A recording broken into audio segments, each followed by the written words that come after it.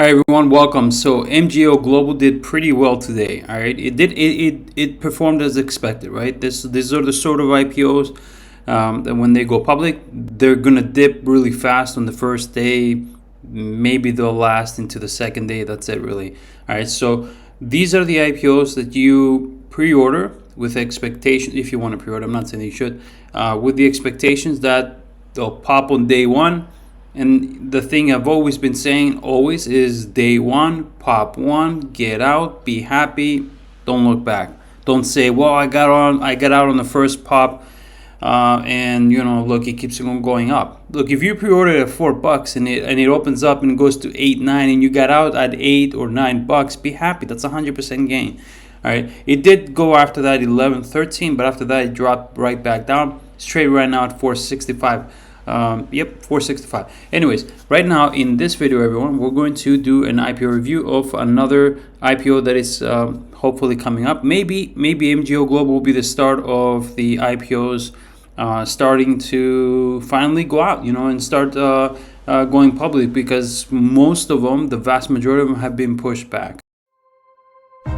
Are you looking for a Discord platform that offers a first-class trading community? That's what you can expect when you join Bull Market Watch. Trading can be challenging for some people, but we're here to simplify the process for you. We have a very powerful track record. Our Discord deals with day trades, swing trades, and long-term trades. Hundreds of traders operate through our Discord, where we come up with stocks to trade for profits on the NASDAQ and NYSE. With a low monthly subscription of $9.90, you will have full access to our Discord, where you can interact with other traders and get all the latest news when it comes to trading as well. It's a community that is extremely supportive of one another and always willing to help each other out. Become a member of Bull Market Watch today and be on your way to a better financial situation.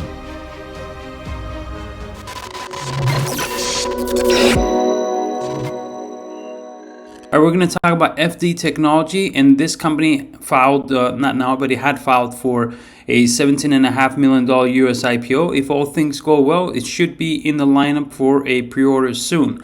This company provides a platform for buy now, pay later financial services in China. So that's exciting, because we all know that the IPOs that pop on day one, the vast majority of them, most of them, have always been Chinese IPOs. So, like I said, it provides buy now, pay later services in China. It is based in Shanghai, China, and was founded to develop a platform to enable persons in China to pay over time for major costs such as weddings, education, family health expenses, and so on.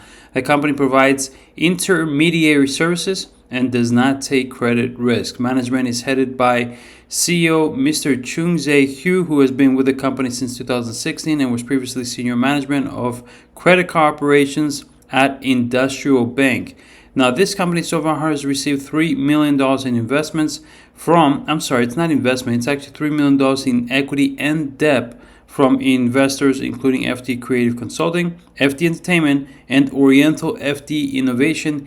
Yes, this has the makings of a stock that is definitely going to be, in my opinion, horrible after the first 2 days of being public.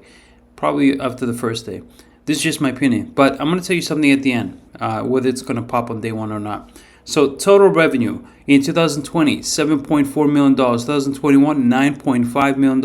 And for the first 6 months of 2022, $2.8 million. If we look at the gross profit loss in 2020, 5.1, 2021, $6.8 million, first 6 months, 2022, $2.1 million.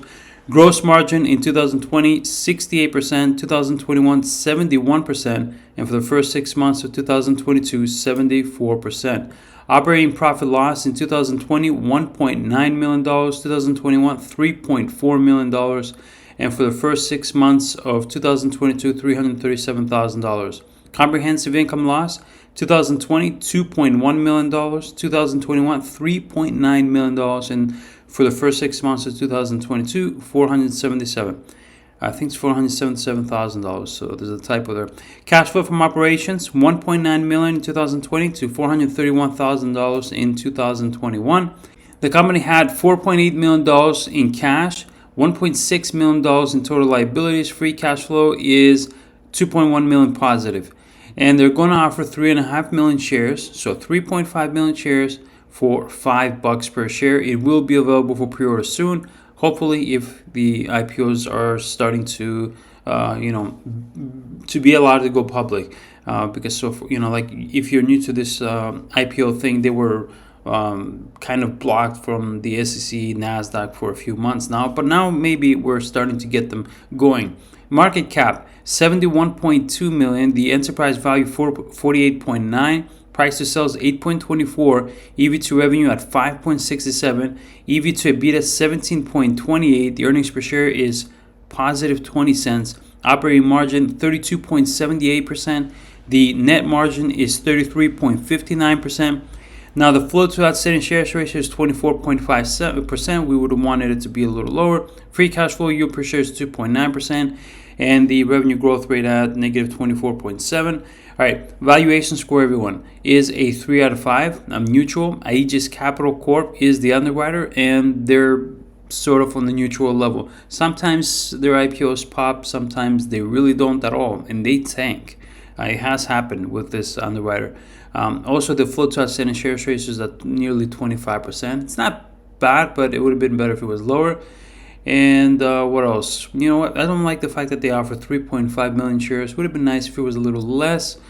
Overall, I'm kind of neutral on this one. I would like to see some Network One Financial IPOs and Univest to be allowed to go public. So that's that. Thank you very much for watching this video. I wish you all the best. Take care.